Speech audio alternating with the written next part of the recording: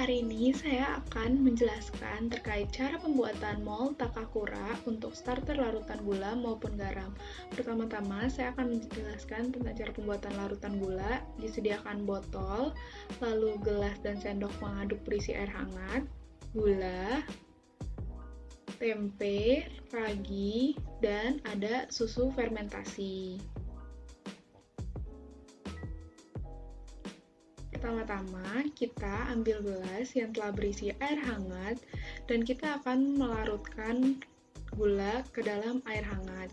Sebenarnya penggunaan air hangat ini bersifat opsional. Saya menggunakan air hangat agar diharapkan gulanya lebih mudah larut. Untuk penggunaan gulanya sendiri bersifat opsional juga, bergantung dengan berapa banyak larutan yang akan dibuat nantinya. Di sini saya menggunakan 3 saset kecil larutan gula untuk pembuatan 1 botol starter larutan gula.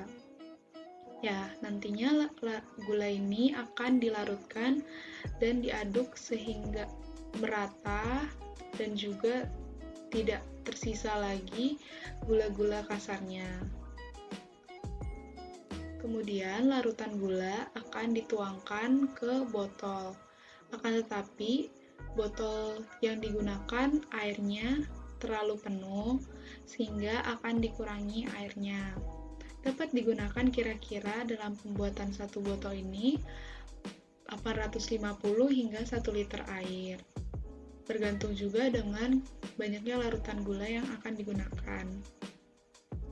Nah, kita akan menuangkan larutan gulanya secara hati-hati. Jika ibu, bapak, dan teman-teman mempunyai corong, akan lebih memudahkan dalam proses penuangannya, sehingga tidak akan tumpah keluar. Setelah menuangkan larutan gula, kita akan memasukkan susu fermentasi ke dalam botol tersebut. Nah, susu fermentasi ini mengandung bakteri sehat yang nantinya juga sebagai bakteri hidup yang digunakan pada pupuk kompos pembuatan Takakura. Dan kita selanjutnya akan memasukkan ragi setengah sendok makan hingga 1 sendok makan bergantung kebutuhan, dan ragi di sini juga sebagai pemicu untuk tumbuhnya bakteri yang ada. Dan tadi sendiri gula berperan sebagai asupan makanan untuk bakteri hidup. Dan tahapan terakhir, kita akan memasukkan tempe, di mana tempe juga merupakan makanan dan juga hasil produk dari fermentasi, seperti itu. Nah, sebelum dimasukkan akan lebih baik tempe dipotong hingga kecil-kecil agar mudah dimasukkan, dan untuk sebanyak apa tempe yang akan dimasukkan ini juga bersifat opsional sebenarnya, bergantung dari seberapa banyak starter larutan gula yang akan digunakan. Nah, semakin kecil kita memotong tempenya, tentu saja dalam proses memasukkannya ke dalam botol akan lebih mudah. Nah, setelah sudah masuk semua, kita akan tutup botolnya. Lalu setelah kita menutup, kita akan mengaduk-ngaduk seperti di gojok seperti itu. Kita aduk-aduk agar larutan tercampur merata dan larutan gula siap untuk didiamkan. Proses selanjutnya, kita akan membuat larutan garam. Mari kita lihat pembuatan larutan garamnya.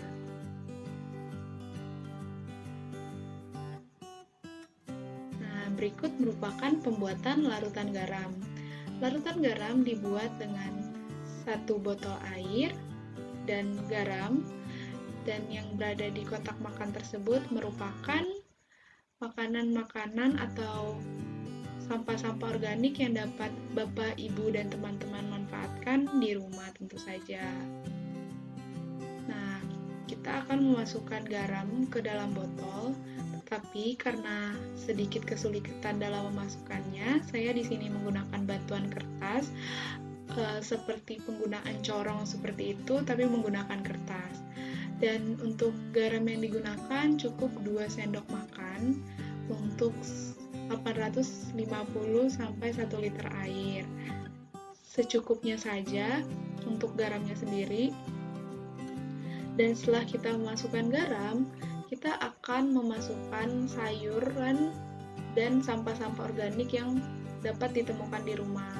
Di sini saya menggunakan sampah organik sayuran, dan sebenarnya sayuran yang digunakan atau sampah organik yang digunakan bersifat opsional karena bergantung keseharian Bapak Ibu dan teman-teman terdapat jenis sampah organik apa, tetapi saya lebih menyarankan jika sampah organik yang digunakan merupakan hasil sampah dapur, misalnya sisa pembuangan kulit jeruk atau masakan-masakan seperti itu. Kita masukkan hingga penuh, dan saya juga menyarankan sebelum itu kita potong menjadi kecil-kecil untuk sampah organiknya, seperti itu. Nah, sudah kita masukkan semua, lalu akan kita tutup. Nah, setelah kita tutup, akan kita gojok,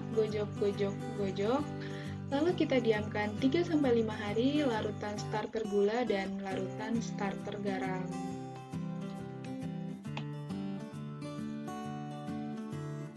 Nah, proses selanjutnya merupakan proses untuk pembuatan pupuk kompos menggunakan metode Takakura.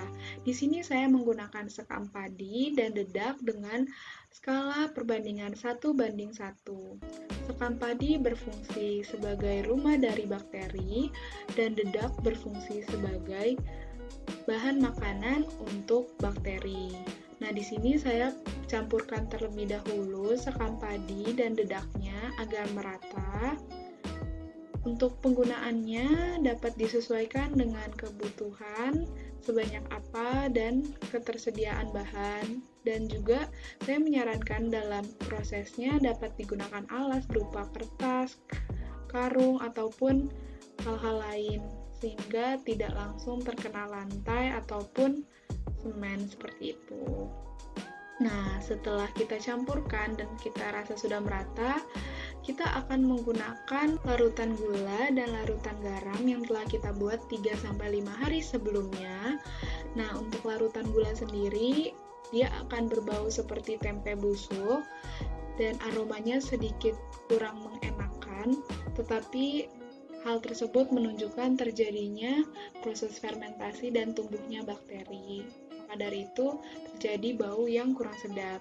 Dan untuk larutan garam sendiri, dia akan berubah menjadi warna yang lebih keruh, dan untuk perubahan aromanya juga menjadi aroma yang kurang mengenakan seperti itu.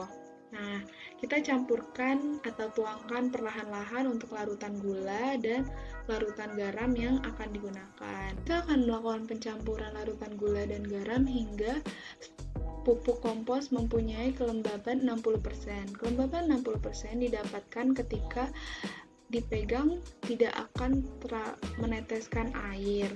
Nah, jika terlalu kering, bakteri akan mati, dan jika terlalu basah, bakteri akan tertidur. Maka harus didapatkan kondisi yang cukup optimum. Nah, setelah berubah warna menjadi coklat, kita dapat memasukkan pupuk kompos yang telah siap ini ke dalam kantong ataupun ke dalam karung untuk dapat digunakan selanjutnya. Jikalau ingin dipasarkan juga sebenarnya bisa-bisa saja, dan untuk penggunaannya dapat dicampurkan dengan tanah ataupun langsung disebar seperti itu. Saya Monica Inggrini, izin undur diri dan pamit. Terima kasih.